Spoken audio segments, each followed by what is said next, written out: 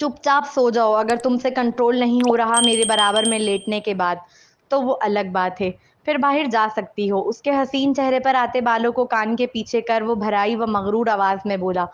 तो मुकाबिल दांत पीसती फौरन एहतजाजी तौर पर बोल पड़ी, ऐसा कुछ नहीं है मिस्टर वक्कास। तो फिर एक बेड पर क्यों नहीं सो रही? आईब्रो उचकाकर तफ्तीशी अंदाज में पूछा। Welcome to our channel novels by Husn Kamal. अस्सलाम वालेकुम लिसनर, मैं हूं आपकी होस्ट लाइबा सुमेर और मैं हाजिर हुई हूं हुस्न कमल का नॉवेल धड़कते दिल की किस्त नंबर 9 लेकर। तो आइए हम शुरू करते हैं। किरण बिस्तर पर लेटने ही लगी थी कि उसके कानों की समाज से गाड़ी के हॉर्न की आवाज़ टकराई। वो यूं ही उठकर खिड़की के पास आई थी। वकास इस वक्त कहाँ जा रहा है? सोचा शायद कोई काम आ गया होगा, लेकिन फिर घड़ी पर निगाह की। रात के 12 बज रहे थे। ऐसा क्या काम आ गया अचानक, वो भी आधी रात को? वो यही सोचकर उलझी। वो बिस्तर पर लेट गई थी, मगर नींद तो जैसे उसकी बेचैनी और बेकरारी का मज़ा लूट रही हो।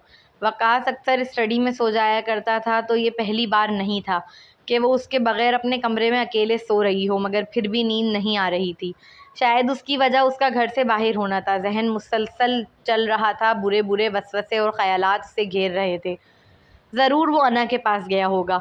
इसकी आंखों में ये जुमला बड़बड़ाते हुए आंसू आ गए थे।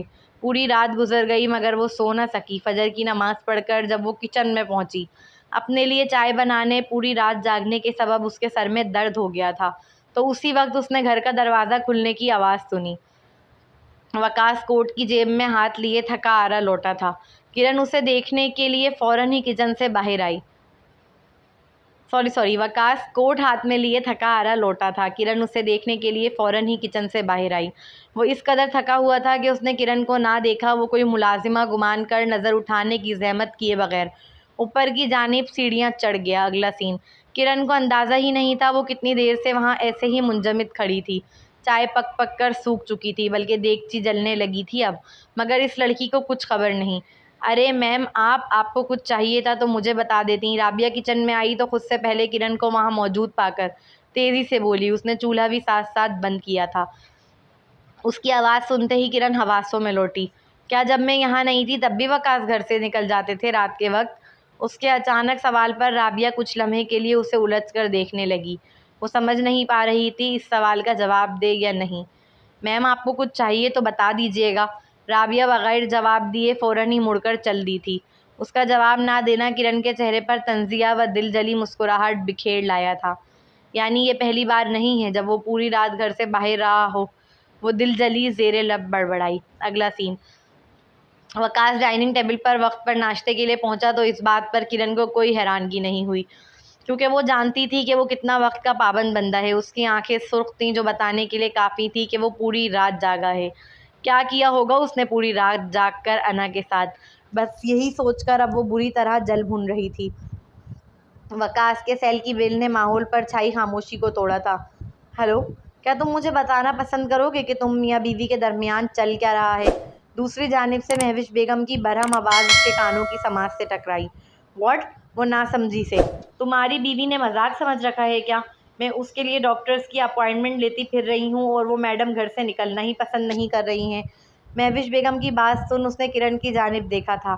मैं बात करता हूँ, नहायत ठंडे लहजे में कहते हुए उसने कॉल डिस्कनेक्ट कर दी। तुम कल डॉक्टर के यहाँ क्यों नहीं गई? उसके सवाल को मुकम्मल इग्नोर कर वो हसीन लड़की अपने नाश्ते में मगन रही। वकास को गुमान हुआ जैसे उसने सुना ही ना हो। मैंने कुछ पूछा है किरण? उसने इस बार अपनी बात ज़रा सख्ती से दोहराई थी। तुम मुझसे कुछ भी पूछने का हक नहीं रखते। वो दांत पीसते हुए हाथ में पकड़े चमचे को नीचे टेबल पर पटकने वाले अंदाज में रखकर उसकी जानिब देख तहम्मुल मगर गुर्राहट के साथ बोली। वकास ने एक लम्हे के लिए आंखें मींची थी, जैसे अपना गुस्सा जब्त किया हो। मॉम से खुद बात कर लेना फिर। बात को दरगुजर करते उसने लापरवाही से कहा। मैं किसी को कोई एक्सप्लेनेशन नहीं देने वाली, समझे मिस्टर वकास? अपनी माँ को खुद हैंडल करो।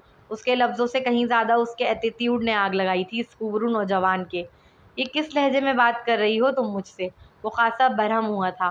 किरण का मूड पहले ही बहुत ख़राब था। वो मज़ीद उसे ख़राब नहीं करना चाहती थी, इसलिए उठकर जाने लगी। हमारी डील हुई है, भूल गई हो क्या?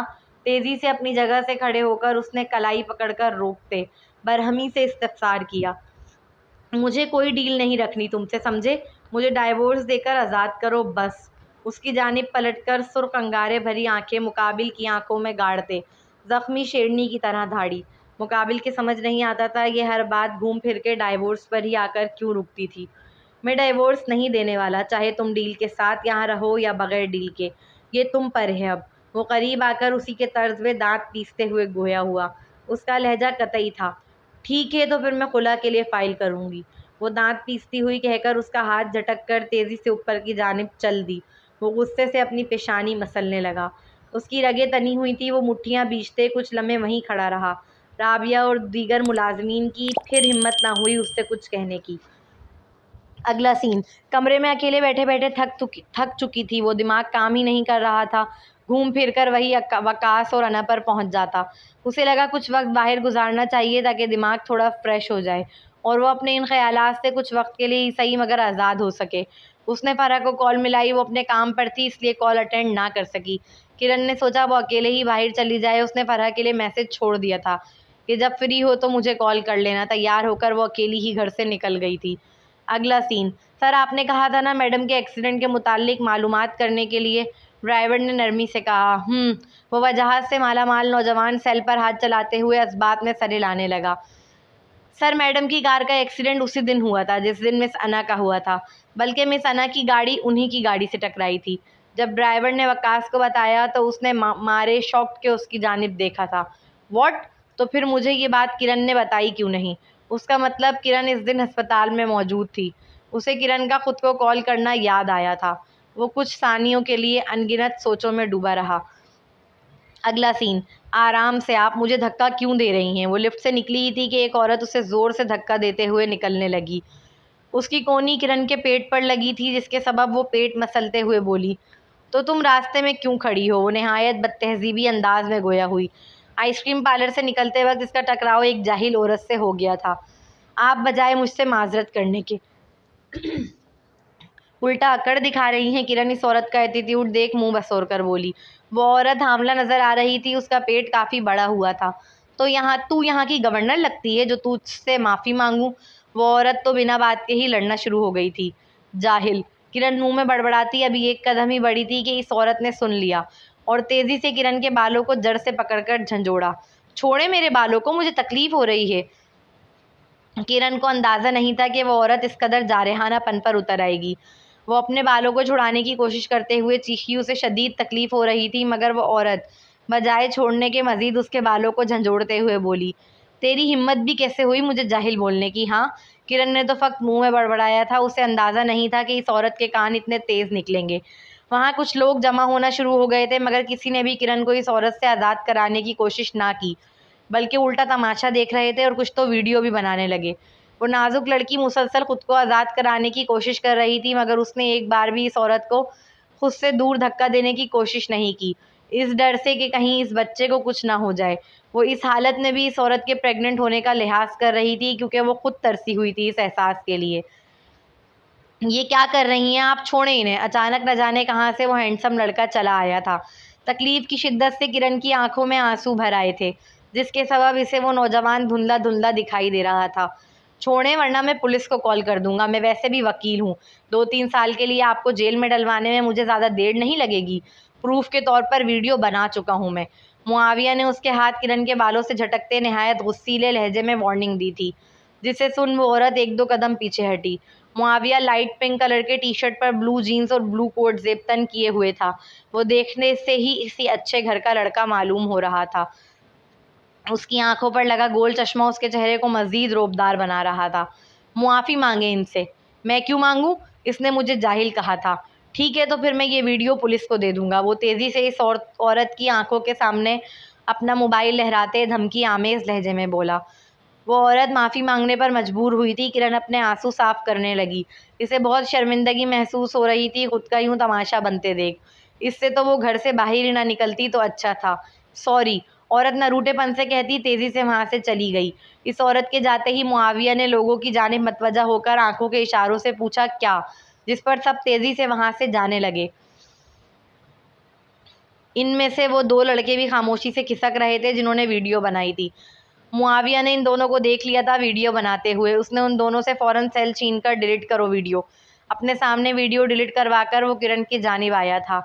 आप ठीक हैं मिस हिना? इस खूबसूरत लड़की की जानिब मतवजह होकर नहायत नरमी और फिक्रमंदी से इस्तिफसार किया। वो इस लम्हे बहुत शर्मसार थी, जबकि इस बेचारी की तो कोई गलती भी ना थी। सारा तमाशा तो इस औरत ने ही किया था। नज़र झुकाए इस बात में सर हिलाने लगी। इस औरत ने इस कदर जारहाना अंदाज में इसके बालों को झंझोड़ा था कि अब तक उसके सर में दर्द लगा था। वो वहाँ से तेज़ी से चली गई, मुआविया को मज़ीद कोई बात करने का मौका दिए बगैर। कुछ देर बाद वो आइसक्रीम पार्लर से निकलकर वापस घर जाने के लिए गाड़ी में आकर बैठा। अभी उसने गाड़ी स्टार्ट ही की थी कि इसकी निगाह सामने पार्क में मौजूद एक बेंच पर बैठी लड़की पर गई, जिसने अपना सर झुकाया हुआ था, मगर कपड़े वही थे जो हिना पहनी हुई थी। वो उससे काफ़ी दूर थी। वो फ़ौरन ही गाड़ी से उतरकर पार्क की जानिब बढ़ा था। जब इस लड़की के पास पहुंचा तो रोने की घुटी घुटी सी आवाज़ें आने लगीं। वो लड़की अपने घुटनों में मुंह छुपाए रो रही थी। रुमाल। मुआविया की आवाज़ पर उसने चौंक कर ऊपर देखा था। आप? उसने फ़ौरन ही अपने आंसू अपने हाथों से पोंछे थे। वो हैरान हुई थी मुआविया को अचानक अपने सामने खड़ा देख। बैठ सकता हूँ? खासा लचकदार लहजे में पूछा। मैं अकेले रहना चाहती हूँ इस वक्त। आप कहीं और चले जाएं। इस वक्त वो सिर्फ अकेले रहना चाहती थी। थक चुकी थी वो अपनी ज़िंदगी से। एक के बाद एक तमाशे से वकास उसे तलाक नहीं दे रहा था, मगर साथ साथ अपनी महबूबा को छोड़ने के लिए भी राज़ी ना था। वो समझ चुकी थी वकास तब तक उसे तलाक नहीं देगा जब तक उसकी दादी अपने सारे शेयर्स उसके नाम ना कर दे। अब चाहे इसमें साल लगें, 20 साल लगें, 10 या 30, इस हरजाई को कोई फ़र्क नहीं पड़ता। फ़र्क पड़े भी क्यों, वो तो एक बहुत खुशहाल ज़िंदगी गुजार रहा था अपनी महबूबा के साथ। जब दिल चाहे उसके पास आए, जब दिल चाहे अपनी महबूबा के पास चले जाए। उसे तो कोई पूछने वाला नहीं, कोई रोकने टोकने वाला नहीं। बस वही बेवकूफ़ से किसी चीज़ की मानिंद पड़ी है उसके घर में। उसे तो औलाद जनने तक का हक़ नहीं दे रहा वो ज़ालिम। उसने रूहानसा आवाज़ में कहा तो मुकाबिल इस्बात में सर हिलाता फ़ौरन ही वहाँ से पलटकर चल दिया। वो किरण के सामने पार्क से निकल गया, मगर अपना रुमाल बेंच पर उसके लिए ज़रूर रख गया था। किरण वहीं बैठकर फूट फूट कर रोती रही। वो नहीं जानती उसका यूँ फूट फूट कर रोना किसी के दिल पर किस कदर भारी गुजर रहा था। वो खुद को वो बहुत बेबस पा रहा था, क्योंकि वो लड़की जो उसके लिए बहुत ख़ास थी, उसकी नज़र में वो अनजान और अजनबी था। वो उसे अपने बराबर में बैठने तक नहीं दे रही थी। अपना गम शेयर करना तो बहुत दूर की बात ठहरा, जबकि वो चाहता था कि वो शेयर करे। वो जानना चाहता था वो इतनी तकलीफ़ में क्यों है। किरण नहीं जानती। उसने अपनी कार ही पार्क की इस दीवार से लगा दी थी जहाँ से उसकी बेंच सबसे ज़्यादा करीब नज़र आ रही थी। वो उसे रोता हुआ देख रहा था। बस दिल चाह रहा था कि उसे चुप कराए किसी तरह, मगर नहीं जानता था कैसे। इस लम्हे मुआविया का चेहरा देखने से ताल्लुक़ रखता था। इस लड़की को रोता देख देख कर उसकी आंखें भी झिलमिलाने लगी थी। वो कब से इतना इमोशनल हो गया वो नहीं जानता। काफ़ी देर रोने के बाद किरण का दिल हल्का हो गया था। वो अब काफ़ी बेहतर महसूस कर रही थी। वो पार्क से बाहर निकली और टैक्सी की अपने लिए। उसने ड्राइवर को फरहा के घर का एड्रेस दिया। उसे नहीं खबर मुआविया उसके पीछे पीछे गाड़ी लेकर चल रहा था। जब वो फरहा के अपार्टमेंट में उतरी तो मुआविया ने उसे दरवाजे तक जाते देखा। वो उसे तब तक देखता रहा जब तक उसकी आंखों से ओझल न हो गई। अगला सीन। वो घर लौटी तो मुकम्मल अंधेरा छाया हुआ था। फरहा के साथ रात का खाना खाकर आई थी। वो डायरेक्ट अपने कमरे की जानिब रुख किया। लाइट्स ऑन ना की। वो अंधेरे में ही रहना चाहती थी। कमरे में मामूल के मुताबिक खामोशी का राज था। उसने कपड़े चेंज किए और बेड पर आकर लेट गई। कुछ देर बाद जब उसने करवट दूसरी जानिब ली तो उसका हाथ कंबल के अंदर किसी के हाथ से मिस हुआ। वो चौंक कर उठी थी। वकास? उसने अपने साइड के लैंप की लाइट ऑन की। सोने दो। नहीं सोना मेरे साथ, दरवाज़ा सामने है। बगैर आँख खोले वो झिंझला कर बोला। बताने का शुक्रिया। खासा तंज़िया लहजे में कहती वो बेड से उतरने लगी कि अचानक उसका बाजू थाम कर मुकाबिल ने बेड पर गिराया। चुपचाप सो जाओ, और अगर तुमसे कंट्रोल नहीं हो रहा मेरे बराबर में लेटने के बाद, तो वो अलग बात है, फिर बाहर जा सकती हो। उसके हसीन चेहरे पर आए बालों को कान के पीछे करते वो भराई आवाज़ में बोला तो मुकाबिल दांत पीसती फ़ौरन एहतियाती तौर पर बोल पड़ी। ऐसा कुछ नहीं है मिस्टर वकास। तो फिर एक बेड पर क्यों नहीं सो रही? आईब्रो उचकाकर तफ्तीशी अंदाज में पूछा। वो एक लम्हे के लिए खामोश हुई थी। समझ ही ना आया क्या जवाब दे। वकास अब्बासी जैसा मगरूर आदमी कभी उसकी जानिब पहला कदम नहीं बढ़ाएगा। तो फिर इसे किस बात का डर था? फिर अगर वो इतना ही इंटरेस्टेड होता इसकी शख्सियत में, तो क्या हालात इतने बदतर होते कि तलाक तक की नौबत को पहुँचे? क्योंकि मुझे तुम्हारे साथ नहीं सोना बस, बल्कि सोना तो दूर, मुझे तुम्हारी शक्ल तक नहीं देखनी। वो दांत पीसती हुई कहकर मुंह मोड़कर लेट गई थी, मगर उठकर ना गई।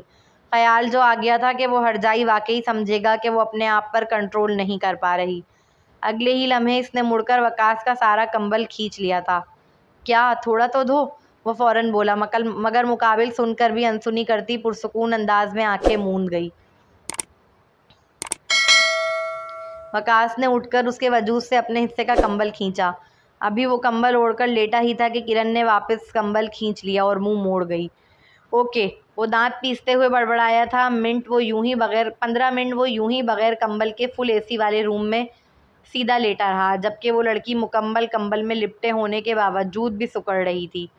जब अपना शौहर पास हो तो औरत को बड़ी जल्दी गहरी और अच्छी नींद आ जाती है। उसे भी आ गई थी। आँख खुली तो खुद को कंबल में इसी तरह लिपटा हुआ पाया जैसे रात को सोई थी। बस फ़र्क इतना था कि अब उसका सर तकिए पर ना था, वकास के नरम व मज़बूत बाजू पर था। उसके हसीन चेहरे का रुख अपनी जानिब देख वो एक लम्हे के लिए साकित हुई। सफ़ेद रंगत पर उसकी घनी लंबी पलकें, उसके शरबती होंठ, खड़ी मगरूर नाक, उसके चेहरे से निगाह हटा पाना मुश्किल था इस लम्हे। यकीनन वो बहुत खूबसूरत वजाहत से माला माल नौजवान था, जिसके हुस्न पर न जाने कितनी ही फ़िदा थी। वो यूं ही तो इतना मगरूर ना था। वो बग़ैर कंबल के रहा था पूरी रात। किरण ने देखा उसने एक हाथ सीने पर फ़ोल्ड कर रखा था, जिसे देखने से ही महसूस हो रहा था कि उसे सर्दी लग रही हो। किरण ने उसके हाथ पर अपना हाथ रखा तो वो बर्फ़ की तरह ठंडा हो रहा था। कितना मगरूर शख्स है ये। पूरी रात सर्दी बर्दाश्त कर ली मगर कंबल ना लिया दोबारा। वकास इन लोगों में से था जो गुस्से में खुद ही को तकलीफ़ पहुंचाते हैं। कम अज़ कम किरण ने तो यही महसूस किया। उसने फ़ौरन उठकर उस पर कंबल डाला था। छोड़ दो, अब ज़रूरत नहीं है इसकी। उठने का वक्त हो गया है वैसे भी मेरे। उसके कंबल डालते ही वकास की आंख खुल गई थी। करख्तगी से कहता वो कंबल खुद पर से हटाकर फ्रेश होने जाने लगा। किरण अभी वापस लेटी ही थी कि उसे वकास के चीखने की आवाज़ें आने लगीं। उसे सर्दी लग गई थी। वो तैयार होकर बगैर ब्रेकफास्ट किए ही ऑफिस चला गया था। किरण 10 बजे के करीब नीचे आई तो राबिया ने उसे ब्रेकफास्ट कराने के बाद वकास का लंच बॉक्स पकड़ा दिया। मैम, सर कुछ दिनों से ठीक तरह खा पी नहीं रहे। अगर इसी तरह चलता रहा तो वो बहुत जल्दी कमज़ोर और बीमार हो जाएंगे। राबिया ने आखिरकार हिम्मत जमा की थी किरण से बात करने की। वो बच्चा नहीं है, किरण फ़ौरन ही सख्त लहजे में बोली। वो क्यों रखे ऐसे शख्स का ख्याल जैसे उसकी कोई परवाह ही नहीं, जो रातें बीवी के होते हुए भी महबूबा के साथ गुजार कर धड़ल्ले से घर में आता है। मगर वो मैम, वो आपके शौहर हैं। आप नाश्ता बनाती थी तो वो खा कर ही जाते थे। शौहर? किरण खासा तंजिया लहजे में दोबारा दोहरा रही थी। प्लीज़ मैम, ये लंच ले जाएं और उन्हें करा कर ही वापस आइएगा। राबिया ने ज़्यादा बात ना की। उसे डर था कि कहीं किरण गुस्सा ना हो जाए। यार, मैं नहीं जाऊँगी, वो बच्चा नहीं है। उसे भूख लगेगी तो खा लेगा रेस्टोरेंट से। वो खासा चिढ़कर गोया हुई। प्लीज़ मैम, आप जाकर खिलाएंगी तो वो खा लेंगे, मुझे यकीन है। अच्छा ठीक है। दो पूरी रात उसका बगैर कंबल के सोना कहीं ना कहीं किरण को गिल्ट में मुब्तला कर गया था। ऐसा क्यों होता है, जो लोग हमारे साथ चाहे कितना भी बुरा कर लें, उन्हें कुछ नहीं होता, मगर हम उनके साथ ज़रा सा भी बुरा कर दें तो हमारा ज़मीर हमें झंझोड़ के रख देता है। उसका भी कुछ यही हाल था। वकास उसके साथ किस कदर गलत कर रहा था, मगर उसके बावजूद सिर्फ एक कंबल के बगैर सोने की वजह से वो खुद को गिल्ड में मुब्तला पा रही थी। कहाँ जा रही हैं मैम? किरण को किचन की जानिब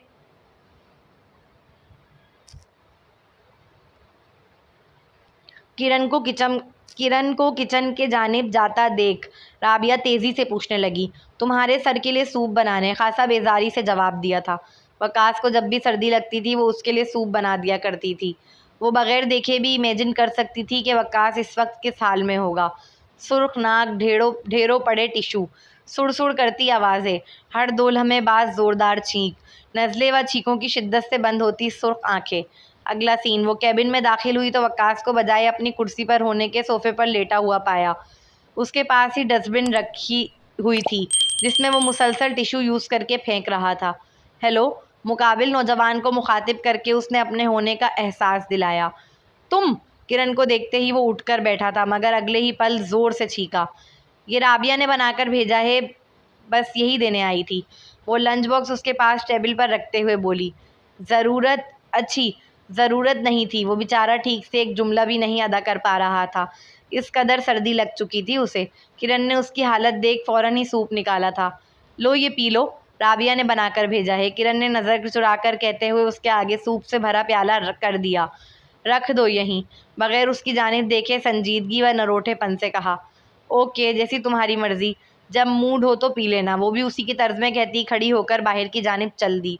ये शख्स भलाई के काबिल ही नहीं। इस शख्स का नरोटापन किरण की ठीक ठाक तप आ गया था। वकास का दिल जल गया था ये सुन के इस हालत में भी वो उसके लिए सूप बनाकर नहीं लाई, जबकि वो जानती थी कि उसे कितनी ज़रूरत है। गुस्से के सबब उसने सूप की जानिब निगाह तक न की, मुलाजिम को बुलाकर उसे सारा दे दिया कि वो पी ले। अगला सीन, किरण सोने लेटने ही लगी थी कि उसे महविश की कॉल आई। वो उस पर खासा भरम थी कि 2 बार से उसके अपॉइंटमेंट लेने के बावजूद वो डॉक्टर के पास क्यों नहीं जा रही। किरण ने कोई जवाब न दिया, बस चुपचाप उसकी डांट सुनती रही। कल सुबह तैयार रहना, मैं खुद तुम्हें डॉक्टर के यहाँ लेकर जाऊंगी। जी मॉम। उसने फ़कत इतना ही कहा था कि दूसरी जानिब से कॉल कट गई। वो ना चाहते हुए भी वकास का इंतज़ार करने लगी, मगर वो पूरी रात घर आया ही नहीं। महविश सुबह ही किरण को हॉस्पिटल लेकर पहुंच गई थी। किरण पहले ही बहुत दुखी थी, ऊपर से ये ख्वामा का डॉक्टर का चेकअप उसे मज़ीद चिड़चिड़ा कर रहा था। क्या कहा डॉक्टर ने? उसके बाहर आते ही महविश ने तजस्सुस से पूछा। अल्ट्रासाउंड लिख कर दिया है, नीचे से करा कर आती हूँ, आप यहीं बैठें। ठीक है, मैं वेट करती हूँ। वो अल्ट्रासाउंड करवाने सेकंड फ्लोर पर चली गई थी। किरण अल्ट्रासाउंड करवा कर वापस लौट रही थी जब सामने से लिफ्ट खुली। लिफ्ट खुलते ही उसकी आंखें हैरत से फैलीं। दूसरी जानिब वकास भी उसे देख खासा शॉक्ड हो गया था। किरण के खूबसूरत चेहरे पर एक दिलजली सी मुस्कुराहट बिखरी। आखिर वो क्यों इतना हैरान हो रही थी? इस हरजाई की महबूबा प्रेग्नेंट थी।